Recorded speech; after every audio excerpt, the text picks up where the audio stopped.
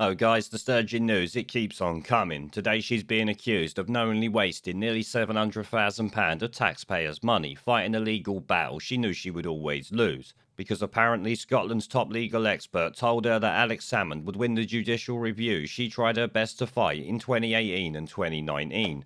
Likely to keep information coming out, like the Vietnam WhatsApp group her husband has been implicated in, among many other things that the Times has actually picked up on today, though I covered that and much more in my 28-minute video the other day. As you can tell, legacy media have been a bit slow to the party on this one. Craig Murray's sworn statement has been out for like 6 days at this point, and they all knew about it before I did, let me tell you that. This here, though, could be a new thing on top, because apparently ignoring legal advice as a government minister is a breach of the ministerial code. So what is that? 2 or 3 possible breaches of the ministerial code by Nicola Sturgeon over just the Alex Salmond case alone. I wonder how many there will be in relation to her leadership of Scotland in general. It could be hundreds if this is anything to go by. Now, the Daily Record has actually picked up on this and her blatant waste of taxpayer money while ignoring legal advice, so let's check that out.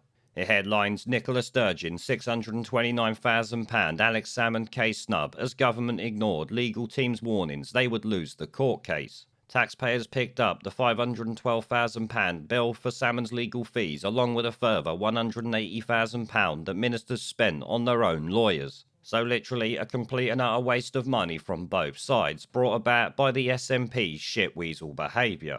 Nicola Sturgeon received legal advice that her government would lose in court to Alex Salmond months before blowing £692,000 fighting his judicial review.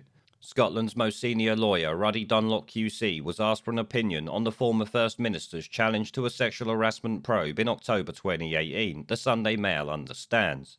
Sources have confirmed his response was that the former SNP leader would be likely to win, but the Scottish Government rejected the advice on October 31st and forged ahead with the case before conceding in January 2019 at huge cost to the taxpayers. Labour has said Sturgeon's decision not to end the legal fight after receiving advice could represent a breach of the ministerial code, as she has a duty to uphold the administration of justice and comply with the law.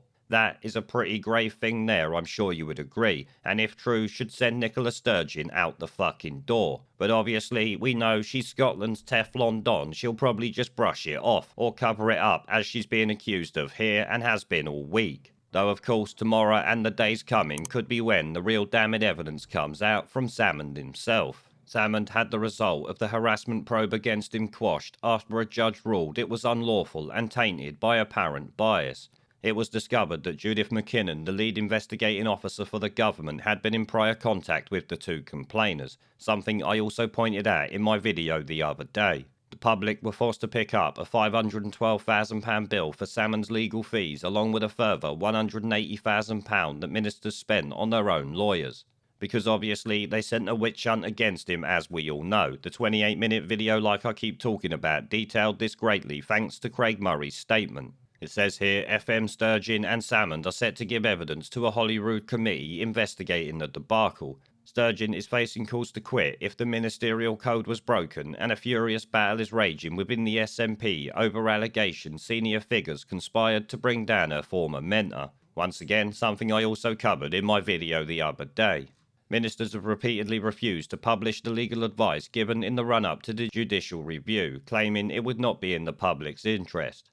Which is obviously just fucking lunacy there. How is not publishing the legal advice that has cost us £700,000 not in the public's interest? Shit, it's in the entire UK public's interest at this point. Never mind just Scotland, who obviously have a great interest in this. The whole country here as a whole, the United Kingdom, has a great interest, let me tell you that. It goes on, however, a source close to the case said the Scottish Government paid for Roddy Dunlop's legal advice using public money and were told that, on the balance of probability, the case would be lost. It's astonishing that, despite this, they went ahead at huge expense to the public purse only to lose in humiliating fashion.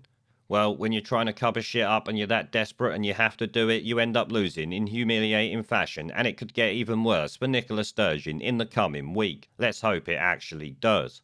Scottish Labour Justice spokeswoman Rhonda Grant said if this is true, it puts the Permanent Secretary and First Minister in a very difficult position. To have pursued the judicial review against external counsel's opinions is a potential breach of the Civil Service Code and the Ministerial Code. They were happy to pour taxpayers' money down the drain in order to pursue a policy that was clearly flawed and tainted by bias. Tory MSP Murdo Fraser said the SNP's government's arrogance in relation to this case is extraordinary. No, not really, it's kind of what I expect from them. He says they knew fine well that their case was doomed, yet planned on regardless, costing the public over £500,000, nearly £750,000, mate, don't get it wrong. Their reckless attitude not only cost taxpayers, but completely failed the courageous women involved. Their failure to be open and transparent over their legal advice is why the Scottish Conservatives have twice got the backing of the Scottish Parliament for the SNP to release this advice urgently. A Scottish Government spokeswoman admitted an issue had emerged when asked if Dunlop had advised the case would be lost. She added the committee has received both written and oral evidence, including from the Lord Advocate James Wolfe, explaining clearly the legal position taken by the Scottish Government throughout the judicial review. Now obviously we're just sitting here waiting, twiddling our thumbs, waiting to find out if any of this will actually do anything. Will it get rid of the Teflon Don Nicola Sturgeon?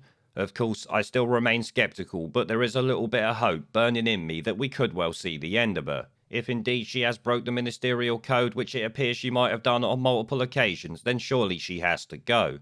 Not even her and the corrupt shitweasels in the SNP could surely keep her in office. Anything is obviously possible. This is politics in 2021 and the United Kingdom. As I've said previously, we do live in a clown world right now.